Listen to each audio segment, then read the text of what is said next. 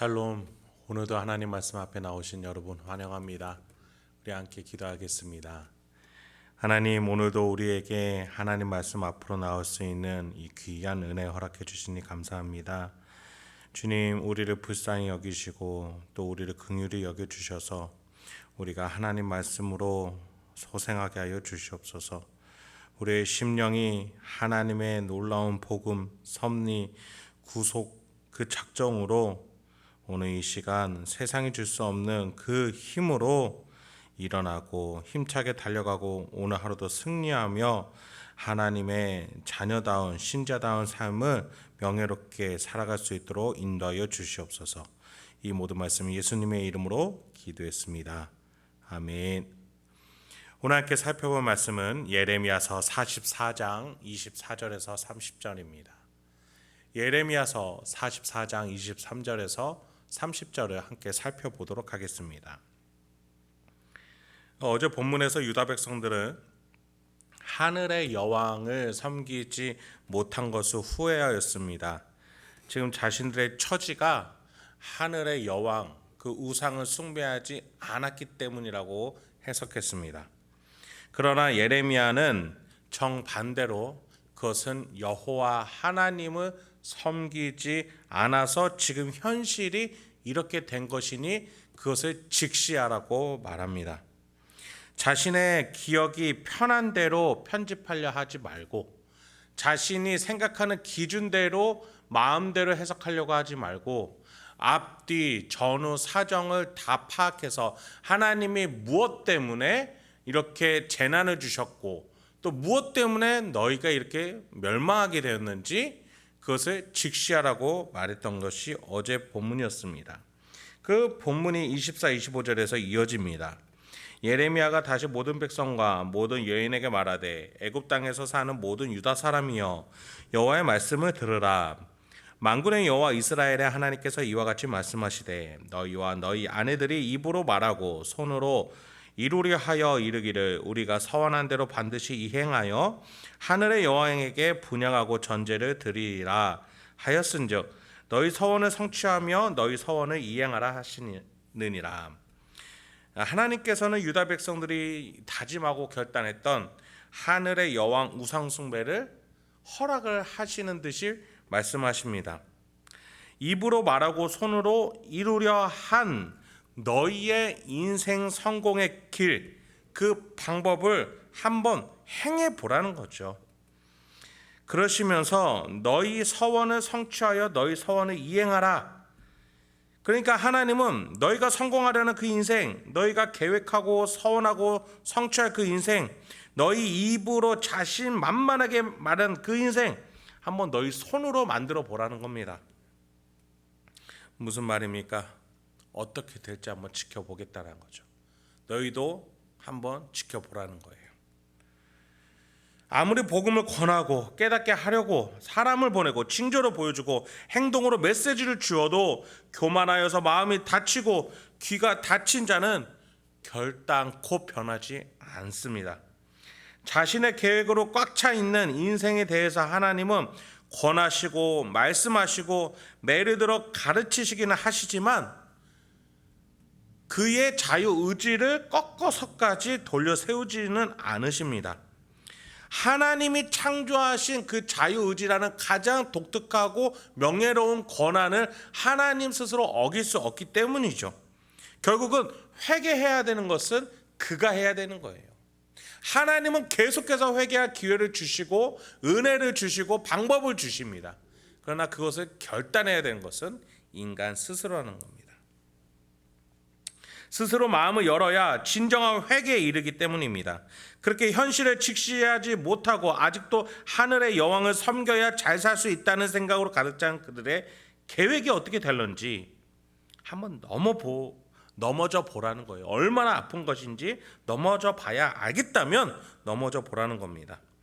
과연 하늘의 여왕이 도와줄런지 한번 보자는 것이죠. 26절부터 28절까지 이어집니다. 그러므로 애굽 땅에서 사는 모든 유다 사람이여 여호와의 말씀을 들으라. 여호와께서 말씀하시되 보라, 내가 나의 큰 이름으로 맹세하였은즉 애굽 온 땅에 사는 유다 사람들의 입에서 다시는 내 이름을 부르며 주 여호와의 살아계심을 두고 맹세하노라 하는 자가 없으리라. 보라, 내가 깨어 있어 그들에게 재난을 돌리고 복을 내리지 아니하리니 애굽 땅에 있는 유다 모든 사람이 칼과 기근에 망하여 멸절되리라. 그런즉 칼을 피한 소수의 사람이 애굽 땅에서 나와 유다 땅으로 돌아오리니 애굽 땅에 들어가서 거기에 머물러 사는 유다의 모든 남은 자가 내 말과 그들의 말 가운데서 누구의 말이 진리인지 알리라. 하나님의 말씀이 진리인지 아니면 하늘의 여왕을 섬겨야 한다라며 애굽 남부 바드로스까지 내려온 그들의 말이 맞는지 그것을 가려야 될 때가 됐습니다. 그러나 여러분, 이것은 결단코 대결의 구도가 아닙니다. 진리 대 교만한 마음, 참 대 거짓, 빛과 어둠의 구도입니다. 하나님의 진리되는 생명의 말씀이 지금 죽음 앞에서 낭떠러지에 떨어져 죽어도 모자란 인간에게 은혜로 베풀어지는 빛이라는 겁니다. 그래서 하나님께서는 이들을 26절에 두 번에 걸쳐서 애굽 땅에 사는 유다 사람, 그 백성을 칭하실 때 애굽 땅에서 사는 유다 사람이라고 말씀하셨어요. 무슨 말입니까? 하나님이 유다 땅에서 머물러야 된다고, 애굽으로 내려가면 안 된다고, 바벨론이 나의 도구라고 계속 권하셨지만 그들은 그걸 거절하고 애굽 땅에 산 유다 사람, 즉 진리를 믿지 않고 불순종한 자들이라고 계속 낙인 찍으시면서 부르시는 겁니다. 여러분, 불순종한 이들의 결과는 무엇입니까? 첫째로, 앞으로 그들은 살아계신 하나님을 두고 말하거나 맹세할 수 없을 것임을, 그러니까 하나님에 대한 믿음이 앞으로 더 바닥치게 될 것임을 말씀해 주십니다. 여러분, 물론 믿음이 바닥칠 수 있죠. 그런데 그 바닥에 있는 믿음은 하나님이 얼마든지 강화시키시고 성숙시키실 수 있습니다. 겨자씨만한 믿음만 있으면 내가 할 수 있거든이 무슨 말이냐? 능치 못할 것이 없습니다. 그 겨자씨만한 믿음이 산을 옮기기도 하고 하나님의 놀라운 일을 할 수 있게끔 이끌어 가신다는 것이죠. 그러나 믿음이 겨자씨만한 것과 믿음이 없음은 전혀 다른 것입니다. 믿음 없음에 대한 책임은 인간이 져야 하는 부분입니다. 왜요? 불순종하고 믿지 않았다라는 겁니다. 하나님은 우리의 믿음의 부족함이나 우리의 믿음 없음을 도와주실 수 있는 분입니다.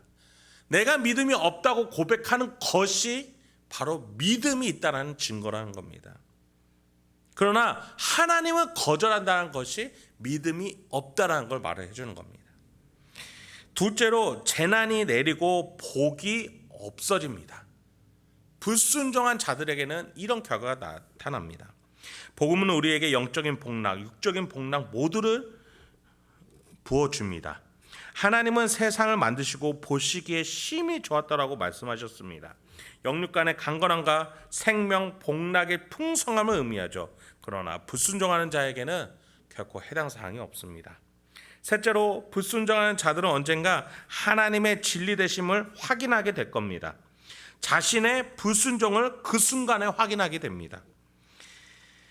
간단히 말해서 누구의 말이 진리인지 알게 될 때 그는 하나님이 진리고 자신이 거짓인 것을 깨닫는 순간을 분명하게 당하게 된다는 것이죠. 여러분, 예수님은 종말에 대해서 말씀하실 때 마태복음 24장 27절에서 이렇게 말씀하셨어요. 번개가 동편에 나서 서편까지 번쩍임 같이 인자의 임함도 그러하리라. 예수님이 진리셨고 복음을 거절한 자들이 불순종한 자들임을 세계 모든 이가 알 만큼 번개가 동편에서 나서 서편까지 번쩍임 같이 인자가 임해서 순종의 사람과 불순종의 사람, 믿음의 사람과 불신앙의 사람이 다 드러나게 될 거라는 겁니다. 그와 같이 애굽 땅에 있는 유다 백성 모두는 마침내 자신들이 틀렸고 하나님이 옳으셨다는 것을 스스로 인정하게 될 때가 임하게 될 것입니다. 29, 30절에서 이어집니다. 여호와의 말씀이니라. 내가 이곳에서 너희를 벌할 표징이 이것이니라. 내가 너희에게 재난을 내리리라 한 말이 반드시 이루어질 것을 그것으로 알게 하리라.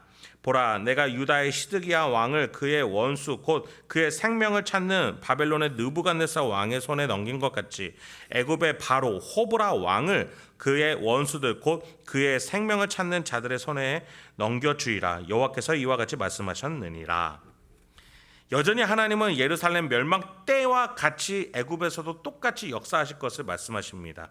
하나님은 불순종에 대해서 그것이 예루살렘에서의 불순종이었든지 애굽에서의 불순종이었든지 타협하거나 조율하실 생각은 없으시다는 겁니다. 왜입니까? 똑같이 하나님은 거절한 것이기 때문이에요.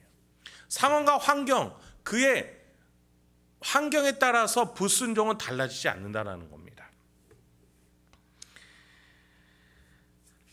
유일한 길은 그들이 자신의 틀림을 인정하고 자신의 모자람과 연약함을 인정하여 하나님의 도우심이라는 손을 잡고 그 손을 믿는 것 아니겠습니까?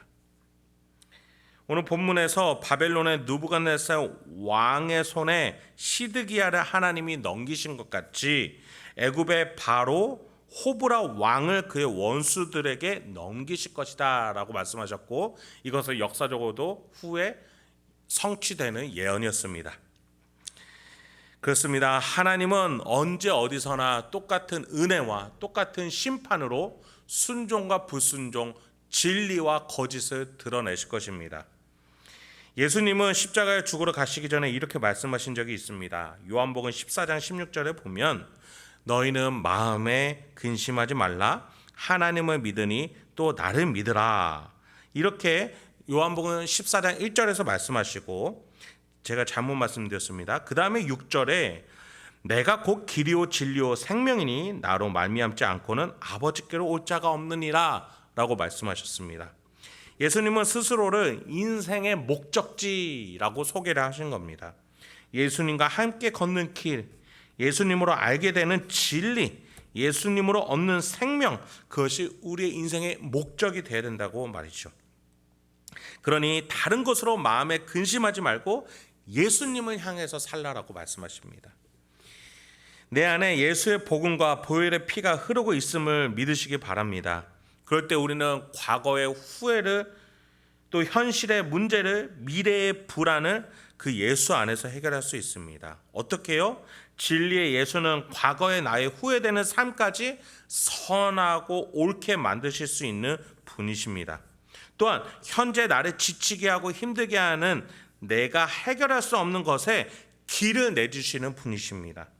죽어가는 내 육신의 인생이지만 미래의 부활 소망과 생명으로 나를 인도하실 수 있는 분이십니다. 그분은 진실로 나의 길과 진리와 생명이 되시는 것입니다.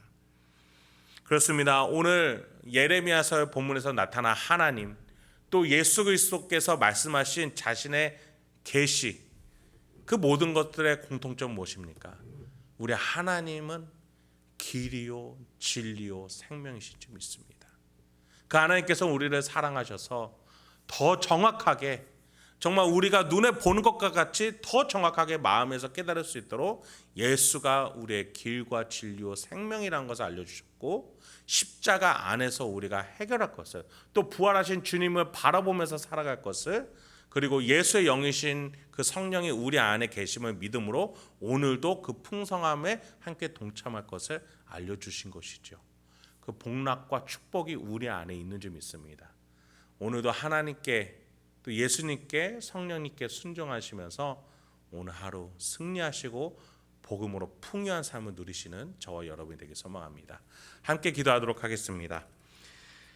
하나님, 오늘도 우리에게 귀한 하나님의 말씀 주시니 감사합니다.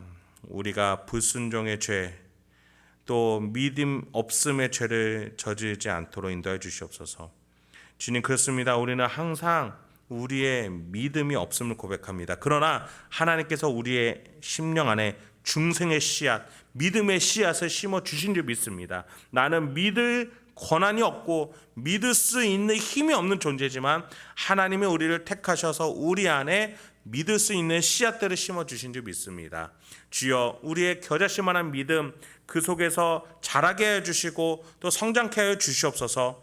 정말 애굽 땅으로 간 그 유다 백성들이 여전히 하나님을 향하여 불순종하면서 진리를 거절하는 모습들을 바라보며 우리가 우리 자신의 모습이며 깨닫고 우리가 더 엎드리게 하여 주시옵소서. 세상에 현혹되지 않게 해 주시옵소서. 하나님의 손을 붙잡고 살아갈 수 있는 우리가 될 수 있도록 인도하여 주시옵소서. 주님, 오늘 하루 근심과 걱정, 기도 제목들로 있는 우리 행복한 교회 성도님들 계십니다. 그러나 그것보다 더 깊은 곳에 믿음의 씨앗을 하나님이 심겨두신 것을 정말 우리 성도님들도 오늘 이 시간에 깨닫고 그 믿음을 향하여, 그 복음을 향하여, 예수를 향하여, 길과 진리와 생명 되신 예수를 향하여 그 믿음이 자라나는 오늘 하루가 되실 수 있도록 믿음의 오늘 하루를 허락하여 주시옵소서. 예수님의 이름으로 기도했습니다. 아멘.